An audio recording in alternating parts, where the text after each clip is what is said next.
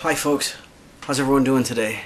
My name's Jeff, I'm from Boston, Massachusetts, and I'm here to talk to you today a little bit about some basic first aid and a little bit about shoring up your mind for the things that lay ahead.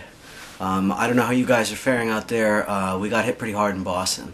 Not as bad as the larger cities, but the hospitals are pretty bad, and they're saying the average ambulance wait time is 2 and 3 days. So we're pretty cut off. Some of the urgent care facilities are still running up, but we've heard mixed reviews. Anyway, we're pretty close to the base, so the National Guard's been helping us out with supplies. I want to talk to you guys about the basics. I'm pretty sure that everyone's told you by now. The CDC had a card out for a while, but everyone's home should have a first aid kit, and at least one. Everyone in the house should be trained in CPR, but at least someone in the house should be trained in either EMT basic or some sort of first aid, just in case things happen. With that comes fresh water. Make sure that you boil it, or you put some tablets in it to sterilize it if you have to. But make sure that it's clean, and food. Make sure you cook your food, because infection is the big thing to think about these days, for sure. Most stuff that's going to happen to you emergency-wise is going to involve breathing, heart rate, or consciousness. So you always want to check and see if there's a pulse, see if they're breathing, and see if you can assess their consciousness and go from there. But this is all first aid stuff. I want you guys to think about more of the insidious things to think about, particularly fever, diarrhea, and infection. Those are the three bigs right now. Fever, dunk them in water. Do what you got to do. Get them in there, Ice bath will work. It's conduction. It takes the heat away from the body. You can use alcohol rubs in a pinch, but that's evaporation. It's going to take more heat from the core, and you got to make sure you have blankets so they don't shiver. But you want to make sure that you take care of a fever right away, because a fever of about 105 or 107 for long enough can do brain damage, so you want to make sure you get that down. Diarrhea is mostly coming from parasites, from bad food, bad water, things like that.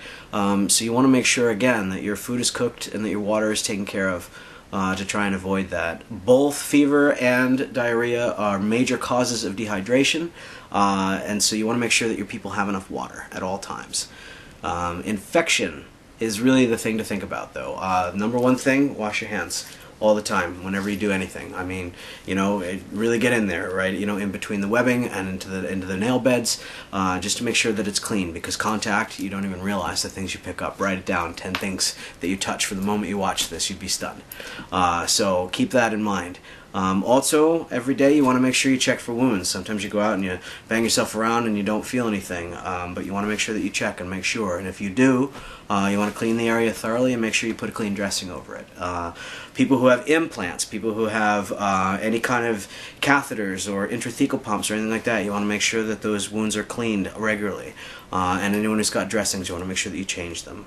I know antibiotics are scarce, so we want to try and keep infections to a minimum.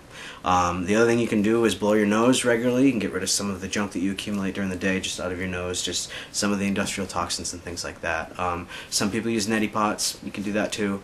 And also basic things like vitamin C. And try and stay away from anything that's going to expose you to things like extreme cold and stuff like that.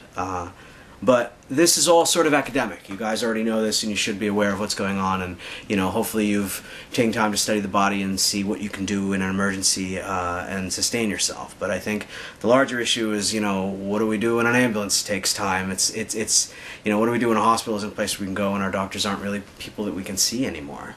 I think it becomes an issue of how do we take care of ourselves, and I know that's what's on everyone's mind. I know it's on my mind, and so I want to talk to you a little bit about preparing yourself for this sort of thing. I think we're going to see, as a result of this crisis, an evolution in self-care.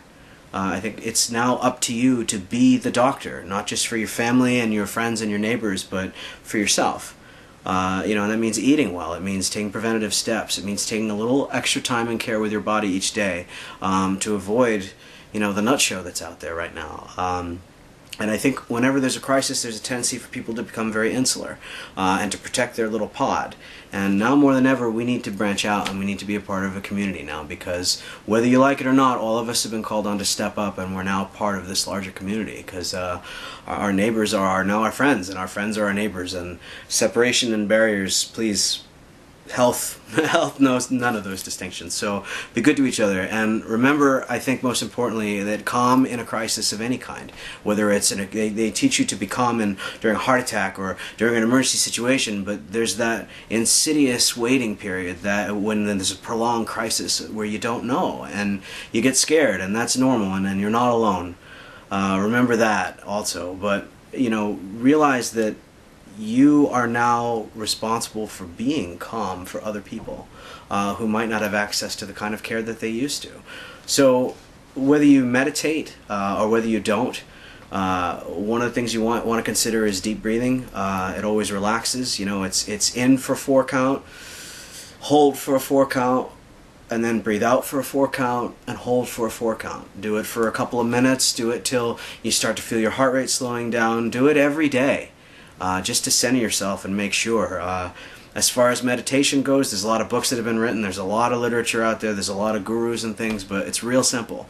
Every time you see the lightning and you're waiting for the thunder, that expectation, that hanging moment where you're not thinking about anything else, that's meditating.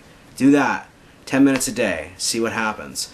Like I said, we're being called on to be stronger than we are, and perhaps in ways that we didn't expect. And it sucks righteously, and there's a lot of terrible things going on right now, but beyond that, it's still us. And they did this in the frontier times, and they did this during wars, and explorers have done this. So it's not like the world is going to end necessarily, and certainly not if we stick together. So center your mind, take care of your bodies, try and take care of these things before it gets serious, and watch out for the stuff that'll get you on the side, okay? Here's my best to you and your family. I hope that you guys are safe, and hope that we all get through this together. Okay, thanks.